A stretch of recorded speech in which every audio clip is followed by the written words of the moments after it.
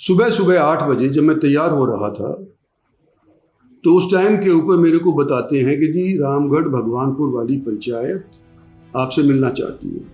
तो मैंने कहा मैं अपनी मीटिंग के लिए लेट हो जाऊँगा, एक बार बाहर आ जाता हूँ। तो मैं ये नहीं हो सकता कि मैं एक से मिलूँ 9 से ना मिलूँ। मेरे पे तो जब लोग होते हैं यहाँ पे कम से कम 500-400 आदमी आ जाता है मिलने के लिए। तो मैंने उसको कहा मैं टेलीफोन पर बात करा दूँगी। मैंने टेलीफोन पर यही कहा उनको कि भाई देखो अभी फैसला नहीं हुआ है और फैसला होने के ऊपर देखे जाएंगे, लेकिन सब चेक कर रहे हैं कौन सी सबसे अच्छी जगह है, सबसे ज़्यादा लोगों को जिसका फ़ायदा होगा वहाँ पर अस्पताल बनाने की प्रक्रिया आमतौर के ऊपर होती है। सो मैंने उसको बोल दिया।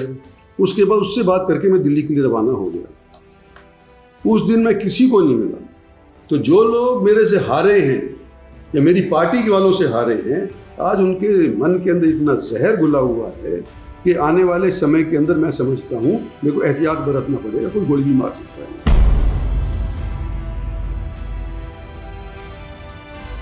धरने के अंदर जितने कांग्रेसी थे हारे हुए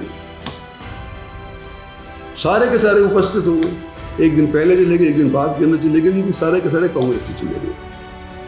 और जितने भी लोग मेरे मुखालिफ थे किसी भी पार्टी के हो, वो सारे के सारे वो भी पहुंच गए कि उनको तो मौका मिल गया भड़ास निकालने का, तो सारों ने भड़ास निकाली।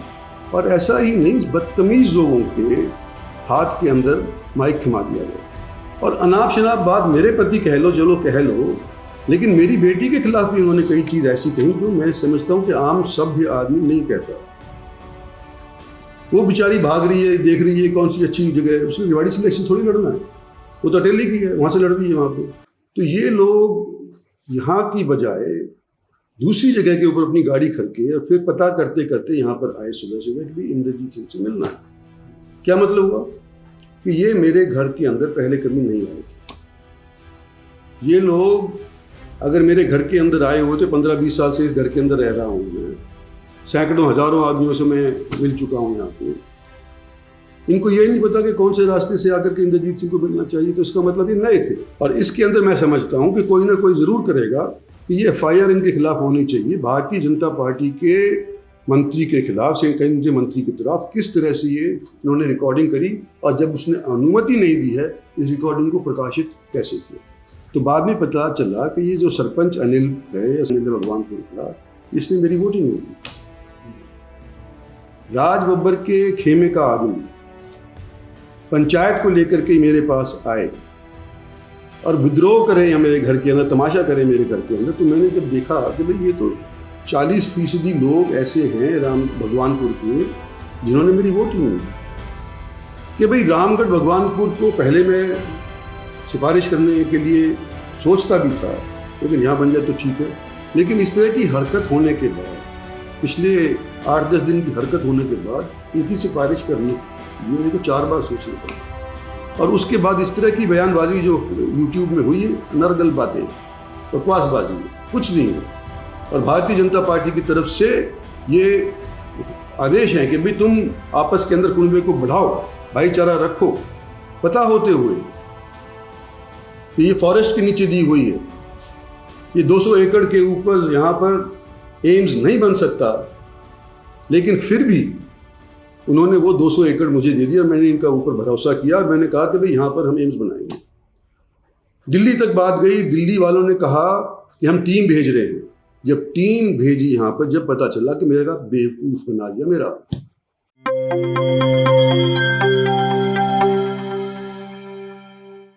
भगवानपुर में 200 बेड के अस्पताल की मांग को लेकर चल रहे धरने और डिनर डिप्लोमेसी की खबरों के बीच केंद्रीय मंत्री राव इंद्रजीत सिंह 3 जुलाई को रेवाड़ी में थे। राव के रेवाड़ी आवास पर होने की भनक पाकर जब कुछ पत्रकार वहां पहुंचे तो राव ने मीडिया में चल रही अटकलबाजी पर नरम गरम शब्दों में विराम लगा दिया।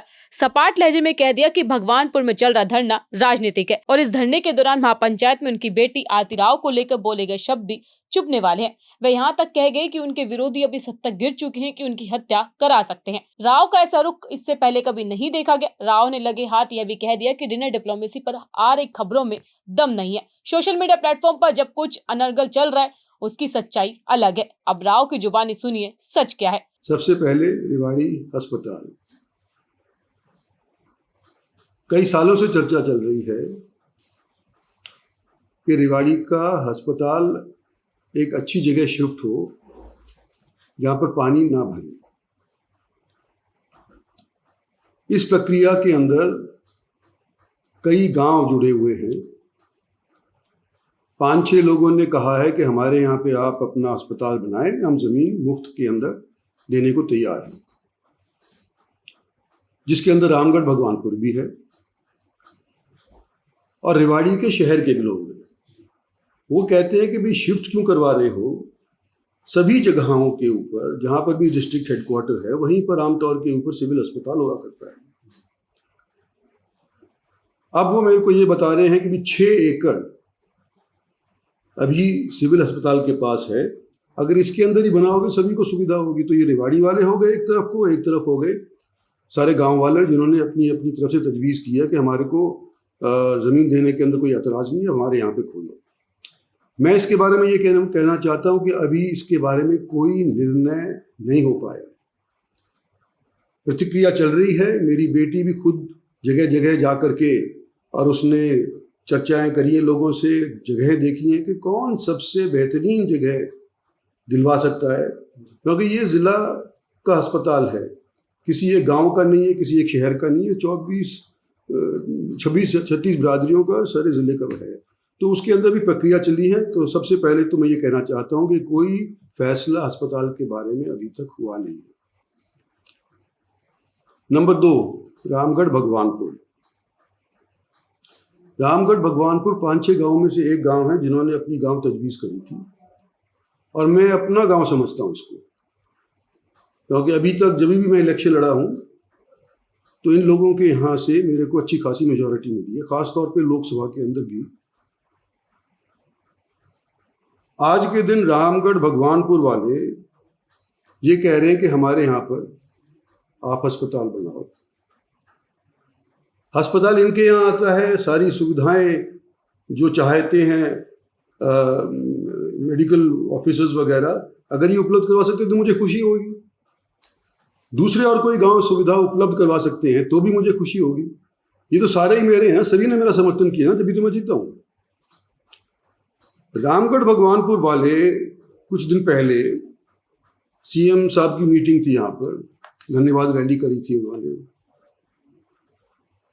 मैं उस दिन आया था उनकी मीटिंग को अटेंड करने के लिए और अगले दिन मेरी मीटिंग थी दिल्ली के अंदर, मैं वापस चला गया। सुबह सुबह 8 बजे जब मैं तैयार हो रहा था तो उस टाइम के ऊपर मेरे को बताते हैं कि जी रामगढ़ भगवानपुर वाली पंचायत आपसे मिलना चाहती है। तो मैंने कहा मैं अपनी मीटिंग के लिए लेट हो जाऊँगा, एक बार बाहर आ जाता हूँ। तो मैं ये नहीं हो सकता कि मैं एक से मिलूँ 9 से ना मिलूँ। मेरे पे तो जब लोग होते हैं यहाँ पे कम से कम 500-400 आदमी आ जाता है मिलने के लिए। तो मैंने उसको कहा कि टेलीफोन पे बात करा देंगे। मैंने टेलीफोन पे यही कहा उनको कि भाई देखो अभी फैसला नहीं हुआ है और फैसला होने के ऊपर देखे जाएंगे, लेकिन सब चेक कर रहे हैं कौन सी सबसे अच्छी जगह है, सबसे ज़्यादा लोगों को जिसका फ़ायदा होगा वहाँ पर अस्पताल बनाने की प्रक्रिया आमतौर के ऊपर होती है। सो मैंने उसको बोल दिया। उसके बाद उससे बात करके मैं दिल्ली के लिए रवाना हो गया। उस दिन मैं किसी को नहीं मिला, ना रामगढ़ भगवानपुर वालों को मिला, ना किसी और पंचायत को मिला, ना किसी एक बंदे को, सिंगल बंदे को भी यहाँ पर नहीं मिला। पिछले दरवाज़ा जो मेरा मेन गेट है घर का, उधर से मैं सुबह निकल गया। लोग मेरे यहाँ पे थे जो मेरे ऑफिस के रहते हैं, वो सारे के सारे इन्होंने लोगों के काम ले लिए और मेरे को दिल्ली पहुँचा दिए। पर मेरे को दिल्ली जाना था तो ये क्या ज़रूरी था कि मैं बिना अपना वो काम छोड़कर किसी को यहाँ पर मिल लूँ, जब मैंने किसी को टाइम नहीं दिया था। मैंने कहा भी दिया था कि मैं आज यहाँ पर नहीं मिल पाऊँगा, मेरी मीटिंग कल दिल्ली के अंदर होगी। तो ये रामगढ़ भगवानपुर वाले आए सुबह, और आप तो कुछ तो देहात वाले होंगे ही, समझते होंगे घर किधर होता है, बैठक किधर होती है, ऑफिस किधर होता है, घर किधर को होता है। तो इन्होंने गाड़ियाँ वहाँ खड़ी करी जो मेरे घर के सामने वाला झोड़ है उसके आसपास। उस गेट को मैं कभी इस्तेमाल नहीं करता, सिर्फ आने जाने के लिए अपने घर के अंदर इस्तेमाल करता हूँ। मेरा गेट ये वाला इस्तेमाल होता है जो ऑफिस का है। यहाँ पे लोग बैठे होते हैं, सामने की तरफ पार्किंग है, साथ के अंदर एक स्टेडियम है, उसके अंदर पार्किंग है। तो आराम से यहाँ पे लोगों को पता है कि गाड़ी कहाँ खड़ी करनी चाहिए अगर इंद्रजीत सिंह से बातचीत करनी होगी तो ये लोग यहाँ की बजाय दूसरी जगह के ऊपर अपनी गाड़ी खड़ के और फिर पता करते करते यहाँ पर आए सुबह सुबह कि भाई इंद्रजीत सिंह से मिलना है। क्या मतलब हुआ कि ये मेरे घर के अंदर पहले कभी नहीं आए थे। ये लोग अगर मेरे घर के अंदर आए हुए तो 15-20 साल से इस घर के अंदर रह रहा हूँ मैं, सैकड़ों हजारों आदमियों से मैं मिल चुका हूँ यहाँ पे। इनको ये नहीं पता कि कौन से रास्ते से आकर के इंद्रजीत सिंह को मिलना चाहिए, तो इसका मतलब ये नए थे मेरे लिए, मेरे जगहों के लिए ये नए थे। और जब मैंने बाद में इसके बारे में सोचा तो मैंने कहा ये रामगढ़ भगवानपुर वाले इतना तहश में क्यों आ गए। तो मुझे मालूम चला कि जी ये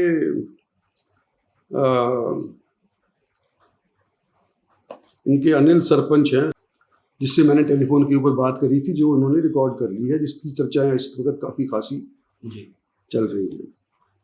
तो उन्होंने फिर सरपंच ने और उन्होंने यहाँ पे तमाशा किया और वहाँ पर से फिर लोगों का यहाँ पे है ही नहीं, जब इंद्रजीत सिंह तो क्यों परेशान हो रहे हो, अपने घर जाओ।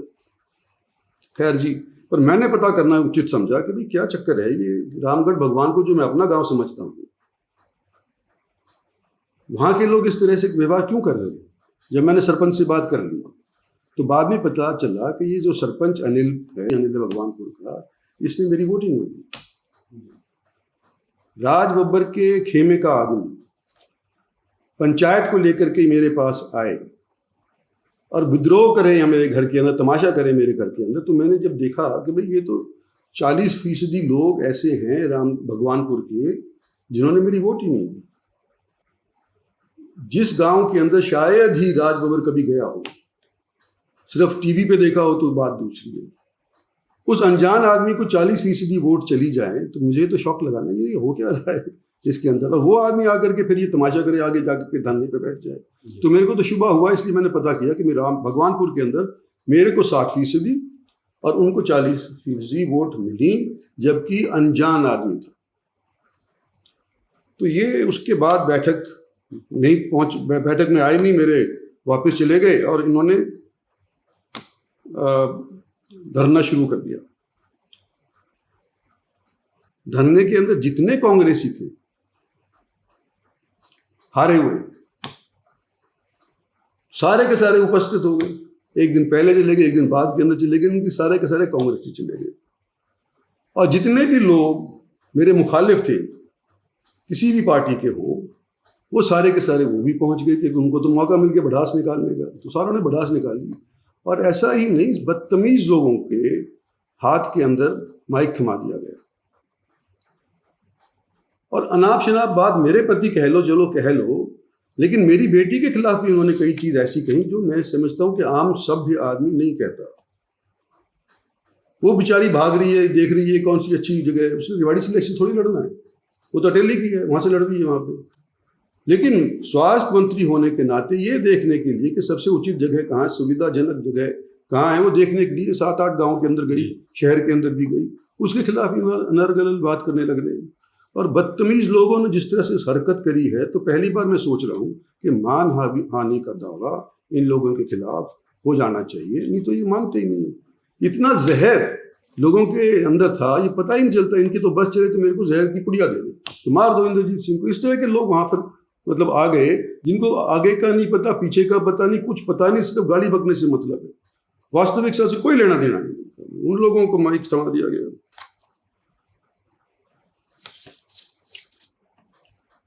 तीसरी बात रिकॉर्डिंग की बंद करना चाहता हूं। रामगढ़ भगवानपुर के अंदर बने ना बने वो तो भविष्य बताएगा, लेकिन किसी भी आदमी की जो सरकारी ऑफिसर है उसकी रिकॉर्डिंग करना एक अपराध है, कानून है। भारतीय आचार संहिता जो भी, वो ना आचार संहिता, वो नया कानून जो बना है न्याय संहिता, रिकॉर्डिंग करके उसको प्रकाशित करना वो दूसरा जुर्म है। सबके अंदर सार्वजनिक करना, सीक्रेट्स एक्ट जो ओथ हम लेते हैं, उसका भी उल्लंघन है, तो इसके ऊपर सजा होती है, FIR दर्ज हो सकती है, इसके अंदर जेल जा सकता है, 2 साल की कैद है। हुआ है कई केस में ऐसे, इनके अंदर हुआ है। और इसके अंदर मैं समझता हूं कि कोई ना कोई जरूर करेगा कि ये FIR इनके खिलाफ होनी चाहिए। भारतीय जनता पार्टी के मंत्री के खिलाफ से केंद्रीय मंत्री के खिलाफ किस तरह से ये इन्होंने रिकॉर्डिंग करी, और जब उसने अनुमति नहीं दी है इस रिकॉर्डिंग को प्रकाशित कैसे किया। मेरा मन क्या कहता है कि भाई रामगढ़ भगवानपुर को पहले मैं सिफारिश करने के लिए सोचता भी था, लेकिन यहाँ बन जाए तो ठीक है, लेकिन इस तरह की हरकत होने के बाद, पिछले 8-10 दिन की हरकत होने के बाद इनकी सिफारिश करने के लिए मेरे को 4 बार सोचना पड़ा। कोई और होता तो वो भी मना ही कर देता। इस तरह की हरकत हो और फिर मैं इनके यहाँ पर ही कहूँ कि ये अस्पताल यहीं बनाओ, इसका मतलब कि मैं इनकी दबाव के अंदर आकर के और मैं फंस गया, दब गया। दबाव की राजनीति मैंने कभी करी नहीं, और अभी 75 साल का हो गया हूँ, अब कोई समय है नहीं कि अब मैं दबाव किसी का इस तौर के ऊपर मैं मान जाऊँ। तो ये तो रही आपके इसकी हेल्थ के हॉस्पिटल की। माजरा का अस्पताल या एम्स, उसका जिक्र और मैं करना चाहता हूँ। 14-15 के अंदर मुझे मालूम चला, नड्डा साहब हुआ करते थे हेल्थ मिनिस्टर, मुझे मालूम चला कि भारत सरकार की नीति है कि हर एक प्रांत के अंदर एक एम्स को डालेंगे। तो खट्टर साहब यहाँ पे आए, मैंने उनको कहा कि भी अनाउंस कर दो, करवा तो मैं लूँगा ही वहाँ पे, क्योंकि भारत सरकार की नीति है और हमारे पास एम्स है नहीं। तो उन्होंने अनाउंस कर दिया। उसके बाद जिस तरह की जलालत मैं कहता हूँ इन लोगों ने करी, इलाके के साथ जो धोखा छल कपट किया, उसका मैं बयानबाजी करना चाहता हूँ कि मनेठी ने सबसे पहले अपनी ज़मीन तजवीज़ करी,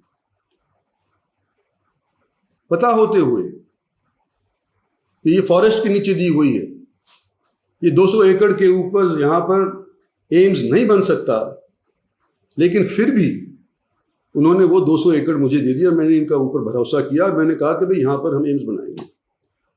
दिल्ली तक बात गई, दिल्ली वालों ने कहा कि हम टीम भेज रहे हैं। जब टीम भेजी यहाँ पर, जब पता चला कि मेरा बेवकूफ़ बना दिया, मेरा फॉरेस्ट की ज़मीन को मेरी तरफ से सिफारिश करवा दी। इनको पता था कि फॉरेस्ट की ज़मीन है, फिर भी इन्होंने मेरी तरफ से उस ज़मीन को तजवीज़ करवा दिया। और जब वो आकर के रिपोर्ट आई कि तो एनजीटी से पंगा हो जाएगा, ये तो फॉरेस्ट वाले, इन्वायरमेंट वाले नहीं इसको क्लियरेंस देंगे, तो फिर वो बैठ गए कि जी हम तो धरने पे बैठते हैं। एम्स संघर्ष समिति के नाम की एक समिति उन्होंने बना ली और कहा कि हम एम्स लिवाए हैं। अपनी झेंप उतारने के लिए इन्होंने ये एम्स संघर्ष समिति बनाई और इन्होंने जो जलालत करी है इस इलाके के साथ, वो आने वाली पीढ़ियाँ याद करेंगी। आज एम्स तैयार हो गया होता, अगर ये ज़मीन सही वाली होती तो 19 के अंदर 20 के अंदर ये हो जाता तैयार, लेकिन 4-5 साल खाम खा के अंदर यूं ही ज़ाया हुए कि भी दूसरी जगह तलाश हो। और ये तो माजरा वालों ने तलाश करके हमारी दे दी, ये तो हम तो ख़रीद तो सकते नहीं थे, हम तो एक्वायर तो कर ही नहीं सकते थे। माजरा वालों ने दे दी तो एम्स हमारे पे आ गया, हमारे प्रधानमंत्री ने आकर के उसका उद्घाटन भी। लेकिन इनकी जलालत देखो, उस टाइम मैंने कुछ नहीं कहा कि मैं कह दूँगा कि बतंगड़ बन जाएगा, काम होता होता कहीं उल्टा ना पड़ जाए, तो मैंने उस टाइम कुछ नहीं कहा। लेकिन आज मैं ये स्पष्ट करना चाहता हूँ कि जब भी कोई बात आती है एम्स की, ये लेकर के ज्ञापन कभी डीसी के पास पहुँच जाते, कभी पहुँचा जाते हैं और आप जैसे लोग उसको प्रकाशित कर देते।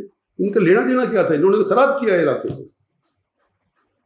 और आज के दिन में 75 साल का होने के साथ कह देता हूँ कि मेरा ईमान आज भी बरकरार है, तो कोई फर्क नहीं आया। फर्ज के प्रति अभी मेरी ईमानदारी है। डिनर डिप्लोमेसी, ये बड़ा सवाल, बड़ा सवाल। भारतीय जनता पार्टी कमल सखी नाम का एक प्रोग्राम होता है।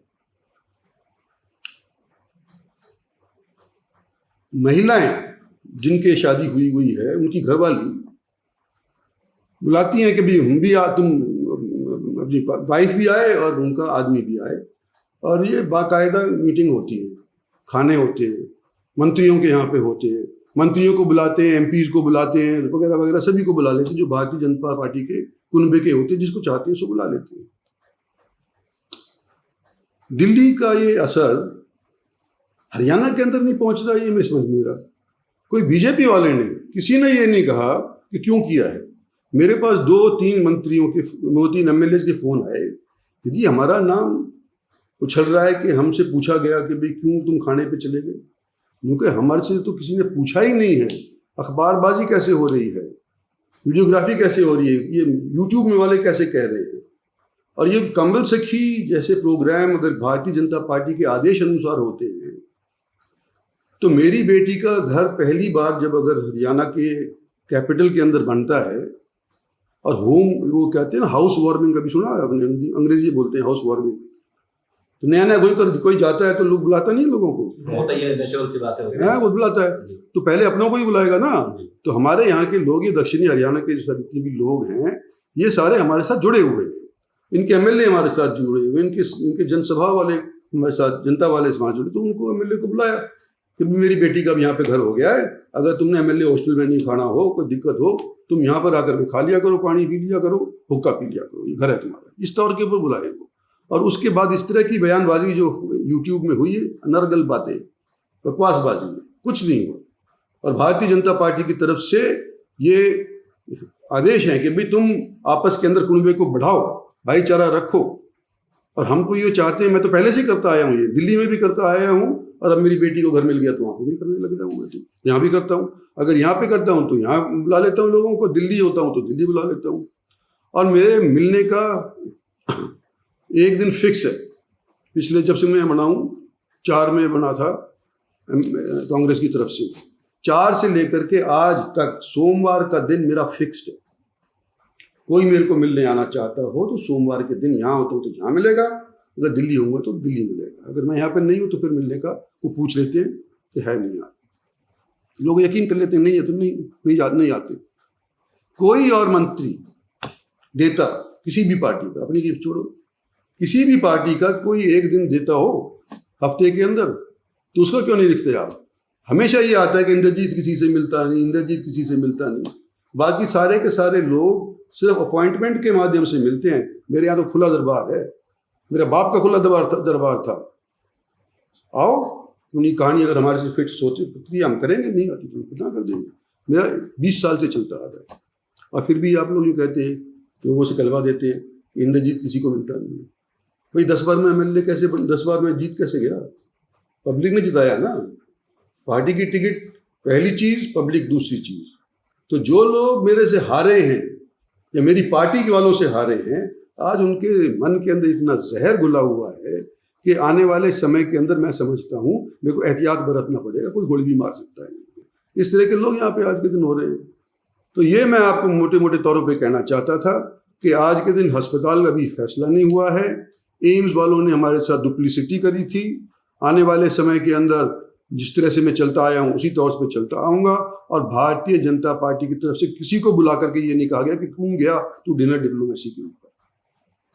आगे भी लोग करेंगे। नए नए घर में अभी प्रवेश किए हैं, घर मिलते मिलते 3-3, 4-4 महीने लग गए, तो वो भी बारी बारी सब लोग करेंगे। तो मैं समझता हूँ कि ये जो बातें हैं मैंने आप लोगों के लिए क्लियर कर दी, आपके सामने सब चीज़ बात क्लियर कर दी।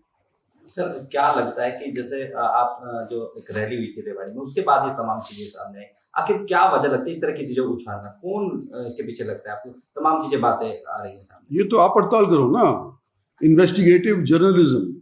आप मेरे कंधे पे बंदूक चलाते हो, आप अपनी मेरी हरकत में आकर के पता करो ना कि कौन करता है। पता तो आपको भी है, मेरे से क्यों पूछ रहे हो? मेरे से क्यों करवाना चाहते हो? वही बात आ जाएगी कि इंद्रजीत सिंह ने ये कह दिया, फिर इंद्रजीत सिंह ने वो कह दिया, पता सबको है। रेवाड़ी रैली में सर आपने सवाल उठाए थे कि हमने सरकार बनाई, हमारे इलाके काम होने चाहिए। तो ऐसे कौन से काम आपको लगता है जो होने चाहिए और अभी तक हुए नहीं अपने इलाके? देखो, अपने इलाके के लिए मांग रखना मेरा फर्ज है। पिछली सरकार से भी मांग करी थी, हुड्डा साहब के टाइम के बाद मैंने मांग करी है, मांग करता आया हूँ। और आज के दिन मैं कहता हूँ कि ये मांग करने की वजह से ही कुछ हमारे को मिला है। ये हमारी पाली की यूनिवर्सिटी जो रोहतक जाने वाली थी, मैं ला करके महेंद्रगढ़ के अंदर टेक की है। ये जो हमारा सैनिक स्कूल है जो कि कहीं और जा रहा था, मैं नाम नहीं लूँगा जगह का, वहाँ जा रहा था, वो पर ला करके मैंने इसको पाली गोठड़ा के अंदर टेका है। ये जो एम्स कह रहे थे कि नहीं बन सकता, और कहते हैं कि बादशाह के अंदर इतना खर्च हो गया है, वो कैंसर हॉस्पिटल भी बना हमारे और एम्स बना। अगर मैंने इसके बारे में प्रयास करता, परिश्रम नहीं करता, तो यहाँ पर हमारे को एम्स नहीं मिलता, हमारे को डिफेंस यूनिवर्सिटी नहीं मिलती, जो बिनौला के अंदर आज के दिन है। हमारे को मेट्रो नहीं मिलती जो आज के दिन प्रस्तावित है और मंजूर हो गई है। हमारे को RRTS नहीं मिलती, हालांकि उसमें विलम्ब हो गया है, लेकिन उसके पीछे अगर किसी ने प्रयास किया है तो सबसे ज़्यादा प्रयास मैंने किया है, क्रेडिट कोई लेता नहीं। सर चर्चा उसके बाद है, जैसे आपने कहा था ना कि नायब के राज है, मनोहर के बाबुओं की चलती है, तो उसके बाद और जिस प्रकार से रैली में चर्चा आई उसके बाद से ये चर्चाएं चल रही हैं। देखो, मनोहर लाल जी का असर तो है ही ना, सभी जानते हैं। हमारे 10 साल के नेता रहे भारतीय जनता पार्टी के, तो सभी को पता है कि भाई 10 साल से मनोहर लाल जी हमारे प्रदेश के चीफ मिनिस्टर रहे, तो उनकी बात लोग सुनते हैं अभी भी। खासतौर पे जो 10 साल किसी बाबू के ऊपर उन्होंने अधिकार जमाया है, तो वो तो सुनेंगे ही ना उसकी।